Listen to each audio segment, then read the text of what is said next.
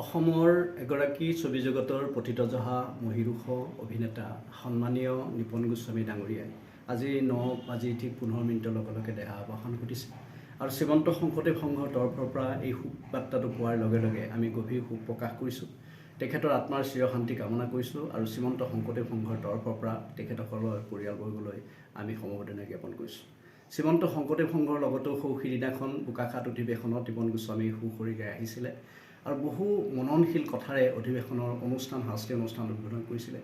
আজি কিছুদিনৰ আগতে নেহেৰুবালিত তেখেত আহিছিলে এটি গুৰুত্বপূৰ্ণ অনুষ্ঠানত অংশগ্ৰহণ কৰিবৰ কাৰণে মই উপস্থিত আছিলোঁ আৰু সেই মোহনীয় ব্যক্তিত্বৰ গৰাকী যিগৰাকী চিনেমা চাই আমি ডাঙৰ হৈছিলোঁ। 42 চনতে জন্মগ্ৰহণ কৰাৰ পৰৱৰ্তী সময়ত অসমৰ জনপ্ৰিয় অভিনেতা বুলি ক'লে নিপন গোস্বামী, বিগু ফুকন ডাঙৰীয়া তেখেতসকলক আমি সেই সময়ত জানিছিলোঁ। পৰৱৰ্তী সময়ত লাহে লাহে প্ৰাঞ্জল শইকীয়াৰ পৰা আৰম্ভ কৰি পথিতযশা অভিনেতাসকলক জানিছিলোঁ আৰু অসমীয়া ছবি জগত উকা কৰি নিপন গোস্বামী মহাধামলৈ গতি কৰিলে আৰু এই মহানায়কগৰাকীক শ্ৰীমন্ত শংকৰদেৱ সংঘৰ তৰফৰ পৰা গভীৰ শ্ৰদ্ধাঞ্জলি জ্ঞাপন কৰিছোঁ আৰু তেখেতৰ এই মহাপ্ৰয়াণত অসমীয়া জাতিয়ে যথেষ্ট হেৰুৱালে, অসমীয়া সমাজ জীৱনে হেৰুৱালে। কেইদিনমানৰ আগলৈকে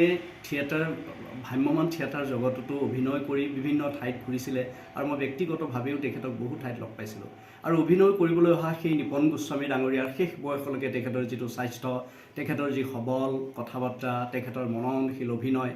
সিদিনলৈকে চিৰিয়েল পৰ্যন্ত অভিনয় কৰি থকা মানুহজনে আমাক সকলোকে কনোৱাই অসমীয়া ৰাইজক, অসমৰ ছবি জগতৰ মানুহক শোকাকুল পৰিৱেশতে এৰি থৈ আমালৈ মহাধামলৈ গতি কৰিলে